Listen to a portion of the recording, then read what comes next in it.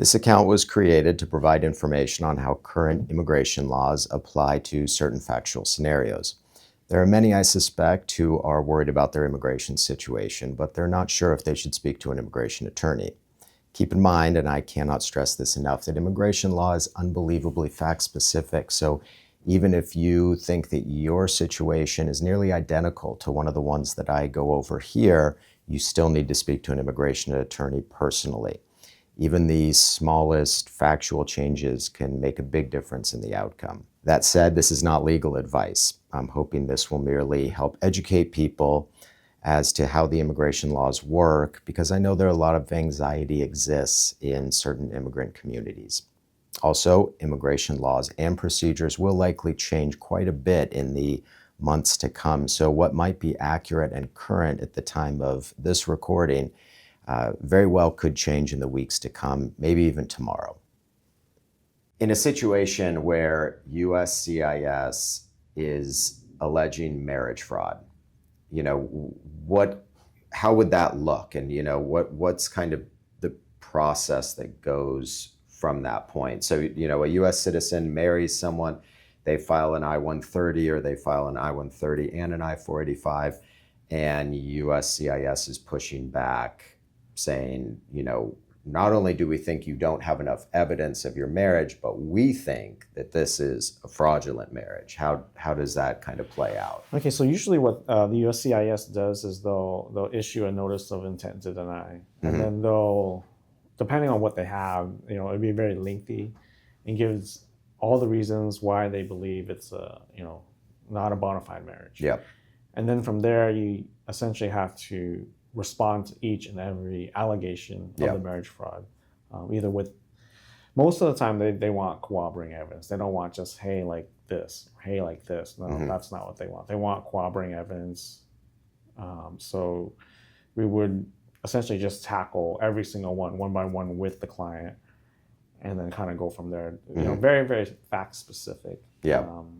And then we would have to see what evidence they want. A lot of times the problem with the USCIS right now is they'll twist anything that you have. So if you have photos, recently I had a client where they said, oh, the photos seem like they were created by AI. You can create them by AI. Oh, really? Yeah.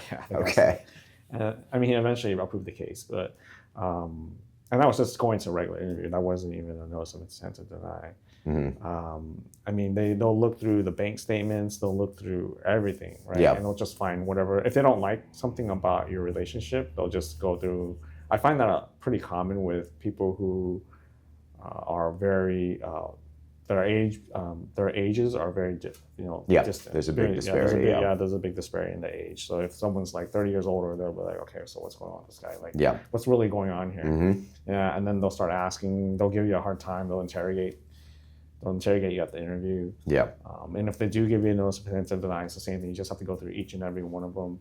I think with a lot of the younger generation, they don't really share a lot of documents or share a lot of financial, not share, but they don't have a lot of joint accounts. They kind of everything is separate. Yeah. But USCIS still expects people to put shared accounts.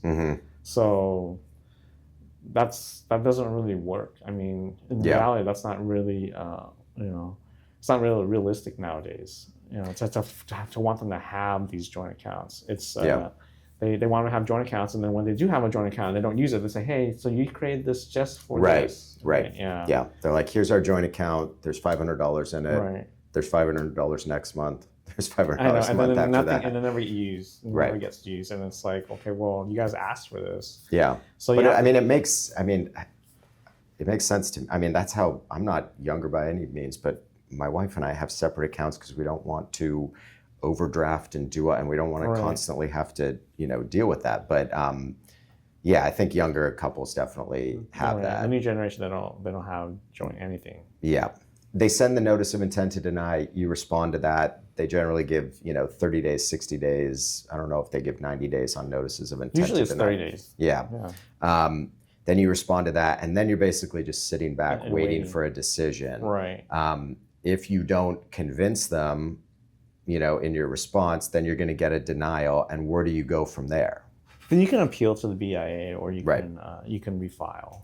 And with a BIA appeal, I haven't had that situation. I haven't had to deal with a BIA appeal of an I-130 in a couple of years, but the last one I did, I mean, I think it took like over a year. It takes a couple years. Yeah, that's what I remember. The USCIS, because you have to send it to them. It takes them like a whole year. I got one recently. It takes them a whole year just to process the appeal. Yeah. Yeah. So you're waiting for quite a while at that point. And so it takes a long time. And you can refile a new I-130, but they're still going to be aware of what happened last time. So that's not really like a clean slate by any means. Well, it depends. Okay. It depends. I think if you refile, I mean, if you're together, you should refile. Like that's psychologically. I mean, obviously, if it's a fake marriage, and the other person's gonna run away, like on a different, right? That's what I think. And if you're refiling, hey, then that means.